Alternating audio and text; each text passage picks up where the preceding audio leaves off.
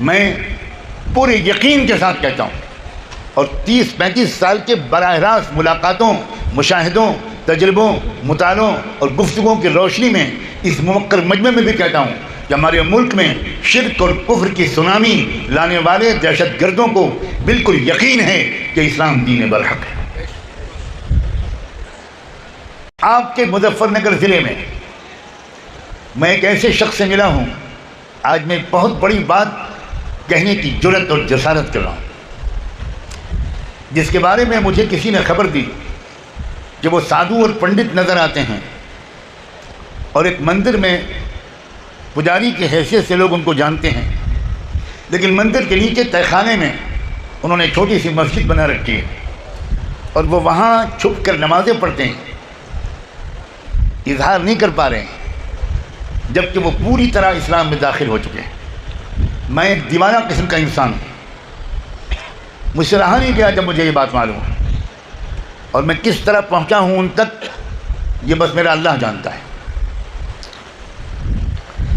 اور میں نے ان سے تنہائی میں ملاقات کی، اور میں نے ان سے پوچھا کہ یہ کیا دو رنگی ہے، اوپر آپ مورتی پوجا کراتے ہیں اور نیچے جانماز پر آپ اللہ کے سامنے سر جھکاتے ہیں، پنڈت جی یہ کیا ہے؟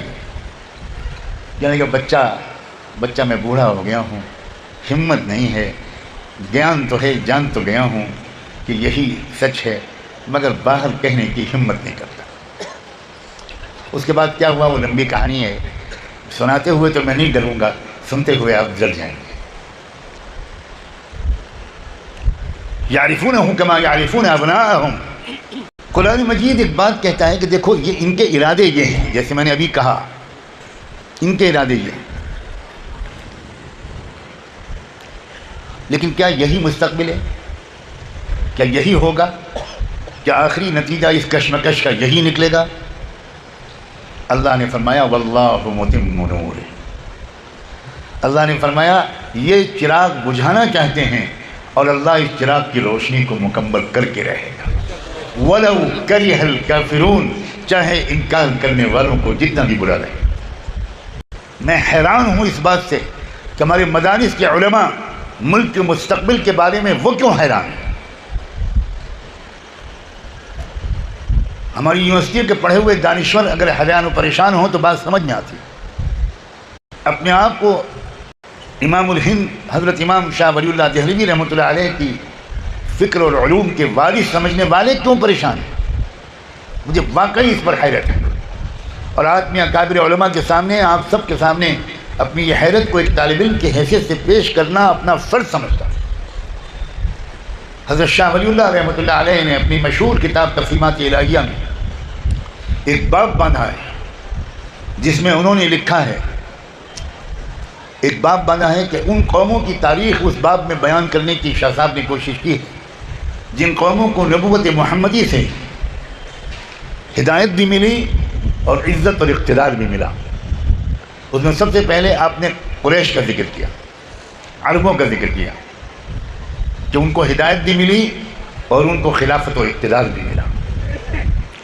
اس کے بعد تاتاریوں کا ذکر کیا، میں بالکل خلاصہ پیش کر رہا ہوں، تاتاریوں کا ذکر کیا کہ تاتاری اتنے بڑے اسلام دشمن تھے، مسلمانوں کے اتنے خونی دشمن تھے کہ خون کی ندیاں بہا دی تھی تاتاریوں نے، قتل عام کرتے تھے مسلمانوں کا، دریائے دجلہ و فرات اس کے پانی کا رنگ لال ہو گیا تھا مسلم شہیدوں کے خون سے، اور مسلمانوں پر ہیبت، خوف، مایوسی اور ڈر کی یہ کیفیت چھائی ہوئی تھی کہ ایک مسلمان مرد کو سڑک پر چلتا ہوا دیکھ کر ایک تاتاری عورت ایک مسلمان مرد سے کہتی تھی کہ یہیں کھڑے رہنا، ہٹنا مت، ہلنا مت، اور وہ مرد وہیں پر کھڑا ہو جاتا تھا بالکل ڈر کے مارے سہما ہوا، اور وہ تاتاری عورت اپنے گھر میں جاتی تھی، چھرا لاتی تھی اور اس چھرے سے اس مسلمان کو ذبح کرتی تھی، کوئی چوری کر رہا ہوتا۔ ابن الاسیر بہت بڑے مورخ گزرے ہیں، الکامل ان کی تاریخ کی کتاب ہے، اور ابن اسیر اس دور میں تھے جس دور میں تاتاریوں کا یہ خونریزی ہو رہی تھی۔ ابن اسیر نے لکھا ہے کاش میری ماں نے مجھے جنا نہ ہوتا، کاش میں نے اپنی آنکھوں سے وہ سب خونریز مظالم اور تڑپتی ہوئی لاشیں دیکھی نہ ہوتی۔ وہ چشمدید گواہ ہے، انہوں نے کسی کی روایت سے وہ تاریخ نہیں لکھی ہے۔ پھر کیا ہوا؟ پھر اللہ نے عجیب اپنے دین کا معجزہ دکھایا کہ یہی تاتاری قوم اسلام لائی اور 600-700 سال تک اسلام کی حفاظت تاتاریوں ہی نے کی۔ فقہاء پیدا ہوئے، محدثین پیدا ہوئے، اصحاب سیر و تراجم پیدا ہوئے، مصنفین پیدا ہوئے، طاقتور بادشاہ اور حکمراں، انصاف پسند حکمراں پیدا ہوئے۔ اسی کو تو اقبال نے کہا تھا، ہے عیاں یورش تاتار کے فسانے سے، ہے عیاں یورش تاتار کے فسانے سے، پاسباں مل گئے کعبے کو صنم خانے سے۔ اس کے بعد جو بات شاہ صاحب نے لکھی ہے، شاہ صاحب نے لکھا ہے کہ اب آگے ذکر کیا ہے سرزمین ہندوستان کا، اور عجیب عبارت لکھی ہے، لکھا ہے والذی اعتقد من صمیم قلبی اعتقادا جازما انه اذا اتفق غلبة الهنود یا ہندوس على اقلیم ہندوستان غلبة تامة مستقرة وجب في حکمت اللہ تعالی ان يلهم زعماءهم ان يتخذوا الاسلام لهم دینا۔ حضرت شاہ صاحب نے لکھا ہے کہ جب کبھی اقلیم ہندوستان پر ہندوؤں کا مکمل غلبہ اور قبضہ ہو جائے گا تو اس وقت اللہ کے منصوبے میں یہ لازم ہو جائے گا۔ غور سے سنیے کہ یہ الفاظ وجب فی حکمت اللہ تعالی، وہ یہ نہیں کہہ رہے ہیں مجھے الہام ہوا، وہ نہیں کہہ رہے ہیں کہ میں نے خواب میں دیکھا، وہ کہہ رہے ہیں اللہ کے منصوبے میں یہ لازم ہو جائے گا کہ ان یلہم زعماءہم، کہ وہ اس ملک ہندوستان کے بہت سے قائدین اور لیڈروں کے دل میں یہ پہچان ڈال دیں گے کہ اسلام ہی ان کا اپنا دین تھا اور اسلام ہی ان کا اپنا دین ہے، اور وہ اسلام لائیں گے۔ یہ چمن معمور ہوگا نغمہ توحید سے۔ میں بہت صاف لفظوں میں کہنا چاہتا ہوں، کسی لاگ لپیٹ اور اشارے کی مجھے کوئی ضرورت محسوس نہیں۔ مسلمان یہ سمجھتے ہیں کہ صرف مسلمان بے چین ہیں، مسلمان یہ سمجھتے ہیں کہ صرف مسلمانوں پر ظلم ہو رہا ہے، مسلمان یہ سمجھتے ہیں کہ صرف مسلمانوں کے دستوری حقوق مارے جا رہے ہیں۔ یہ 100% ناواقفیت ہے۔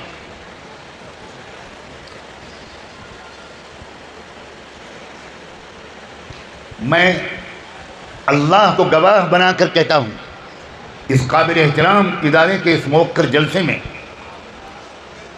کہ اس ملک کی جو اکثریت ہے، غالب اکثریت، تقریباً 75 سے 85% آبادی، اس کے اندر اب شدید بے چینی کی لہریں دوڑ رہی ہیں۔ ہم پر اور آپ پر ظلم اگر ہو رہا ہے تو وہ 70-80 سال سے ہو رہا ہے، اور ان قوموں پر تو ہزاروں سال سے ظلم ہو رہا ہے۔ ان میں بیداری نہیں تھی، بیداری آتی ہے تعلیم سے۔ آپ کے اجلاس کا عنوان ہے تعلیمی بیداری۔ ان میں تعلیم نہیں تھی، ان کو تعلیم ان پر حرام تھی۔ کوئی دلت، کوئی چمار، کوئی پاسی، کوئی سونار، کوئی لوہار، کوئی شیڈول کاسٹ کا انسان وہ قلم دوات ہاتھ میں نہیں لے سکتا تھا، وہ کتاب ہاتھ میں نہیں لے سکتا تھا۔ صاف صاف کتابوں میں منو سمرتی میں لکھا ہوا ہے، میں صفحہ نمبر بھی کوٹ کر سکتا ہوں، صاف لکھا ہوا ہے کہ اگر کوئی چمار یا کوئی شودر، اور شودر کے نیچے 20-50 ذاتیں آتی ہیں، اگر کوئی شودر ویدانت کا ایک لفظ سن لے، چھو نہیں لے، پڑھ نہیں لے، صرف کسی کو پڑھتا ہوا سن لے تو اس کے کان میں پگھلتا ہوا سیسا ڈالا جائے۔ یہ شرعی حکم ہے ان کا۔ اس وجہ سے ہزاروں سال تک پڑھنے لکھنے کا رواج ہمارے ملک کی اکثر آبادی میں نہیں تھا۔ پڑھنے لکھنے کا اختیار صرف برہمنوں کا تھا، اور کوئی نہیں پڑھ سکتا تھا، یا بنیا حساب کتاب پڑھ سکتا تھا، باقی کوئی نہیں پڑھ سکتا تھا۔ کسان نہیں پڑھ سکتے، مزدور نہیں پڑھ سکتے، چمار نہیں پڑھ سکتے، غریب نہیں پڑھ سکتے، سوال ہی نہیں پیدا ہوتا، انہیں کچھ خبر نہیں۔ اب تعلیم عام ہونے لگی انگریزوں کے آنے کے بعد. کبھی کبھی شر سے خیر بھی پیدا ہوتا ہے. انگریز جو آئے تو انگریزوں نے تعلیم کو عام کیا اور پھر سرکاری نوکریوں کو جوڑ دیا تعلیم سے. اب کہاں کی منو سمرتی اور کہاں کا دھرم لوگوں نے پڑھنا شروع کیا، اور جب پڑھنا شروع کیا تو آنکھیں کھلنی شروع ہوئیں. پچھلے 30-40 سال کے اندر میرے دیکھتے ہی دیکھتے اس ملک کے اس پسماندہ اکثریت میں جس کی آبادی 80-85% ہے، اس آبادی کی بہت بڑی تعداد اب اسکولوں اور کالجوں میں پڑھ رہی ہے. وہ جب اس نے فزکس پڑھی، اس نے سائنس پڑھی، اس نے علوم پڑھے، تو اب اس کی سمجھ میں نہیں آتا کہ بھائی یہ جو پنڈت جی بتا رہے ہیں کہ گنگا جو نکلی ہے وہ فلاں دیوتا کی جٹا سے نکلی ہے. وہ سائنس میں پڑھتا ہے کہ بھائی پانی جو برستا ہے، وہ جو سمندر ہے، جب گرمی کا موسم آتا ہے تو پانی گرم ہوتا ہے، وہ بھاپ بنتا ہے، وہ بھاپ اوپر اٹھتی ہے، ہوائیں اس کو اوپر لے جاتی ہیں. کچھ فاصلے پر جانے کے بعد وہ بادل ایک کثیف بادل کی شکل بن جاتی ہے. پھر یہ بادل ہوائیں ادھر سے ادھر لے کر جاتی ہیں. یہ بادل کسی پہاڑ سے ٹکراتے ہیں. پہاڑ میں فاسفورس ہوتا ہے، پہاڑ میں سلفر ہوتا ہے، پہاڑ میں آئرن ہوتا ہے، پہاڑ میں کیلشیم ہوتا ہے. یہ چیزیں اس بادل وہ جذب کرتا ہے. پھر وہ ہوائیں لاتی ہیں اور پہاڑ سے ٹکرا کر وہ بادل پھر پانی بن کر برستا ہے. اس طرح یہی سمندر کا پانی نیچے سے اوپر، اوپر سے نیچے، نیچے سے اوپر، اوپر سے نیچے آتا رہتا ہے. جٹا اور زلفوں سے نکلنے پر نوجوان پڑھے لکھے لوگ وہ مذاق اڑانے لگے کہ یہ کیا بکواس ہے.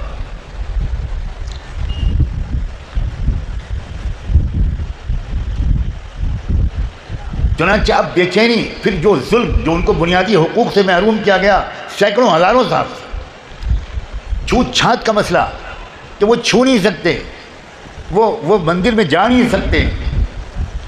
ہمارے ملک کی موجودہ صدر جمہوریہ راشٹرپتی مرمو ابھی چند دن پہلے ایک مندر میں گئیں. آپ ویڈیو دیکھ سکتے ہیں کہ ان کے ساتھ کے گئے ہوئے منسٹرز جو اونچی ذات کے تھے ان کو اندر مندر کے گربھ گرہ میں جانے دیا گیا، لیکن راشٹرپتی پیچھے کھڑی رہیں، وہ اندر نہیں جا سکتے. تو یہ حالات کیا بتا رہے ہیں؟ بے چینی جس طرح پھیل رہی ہے، نفرتیں اسی لیے پیدا کرنے کی کوشش کی جا رہی ہے، اور تعلیمی بیداری ہی اس کا حل ہے. تعلیمی بیداری کا کیا مطلب میں بہت واضح کر دوں. آپ کے ذہن میں تعلیمی بیداری کا مطلب کیا ہے یہ میں نہیں جانتا، میں ضرور استفادہ کروں گا. میرے ذہن میں تعلیمی بیداری کا مطلب یہ ہے کہ آپ قرآن کو زندہ کتاب کی حیثیت سے سمجھے ہوئے ہوں اور حالات حاضرہ کو بھی گہرائی سے سمجھیں، تاکہ آپ ہر بیماری کا نسخہ قرآن سے لے لیں، تاکہ آپ ہر سوال کا جواب قرآن سے لے لیں. اگر قرآن مجید ہمارے سینوں پر اتر جائے، اگر قرآن مجید ایک زندہ کتاب کی حیثیت سے ہماری سمجھ میں آ جائے، تو الٹی بات ہے لوگ موجودہ حالات کی وجہ سے یہ سمجھ رہے ہیں کہ بھارت میں اسلام خطرے میں ہے، اور آپ کا یہ کمزور طالب علم بھائی خانہ کعبہ اور حجر اسود پر ہاتھ رکھ کے قسم کھا سکتا ہے بھارت میں مسلمانوں کا مستقبل تو خراب ہو سکتا ہے لیکن بھارت میں اسلام کا مستقبل بے حد روشن ہے. مسلمان بے وفائی کرے گا، مسلمان اپنے پیسوں کو شادیوں میں پھونکے گا، لاکھوں کروڑوں روپے شادی میں دکھاوے کے لیے خرچ کرے گا، شادی میں ڈانس اور میوزک بجائے گا، شادی میں ڈی جے بجائے گا، مسلمان مسجدوں کو ویران کرے گا، مسلمان لڑکیوں کے پیچھے بھاگے گا، مسلمان لڑکیوں کے کالج کے گیٹ کے سامنے چھٹی یا انٹرول کے وقت میں کھڑے رہیں گے اور سیٹیاں بجائیں گے، تو مسلمان مارا جائے گا، ذلیل ہوگا، خوار ہوگا، لنچنگ ہوگی، اس کو چھیر کے مارا جائے گا، اس کو کھمبے میں باندھ کے مارا جائے گا، اس سے شرک کے نعرے لگوائے جائیں گے. مسلمان کا مستقبل الگ چیز ہے، اسلام کا مستقبل الگ چیز ہے. تاتاری قوم نے مسلمانوں کو مارا تھا، اسلام کو نہیں مار پائے، اور بالآخر وہی قوم اسلام میں آ گئی. یہی اور یہی اس ملک میں ہونے والا ہے.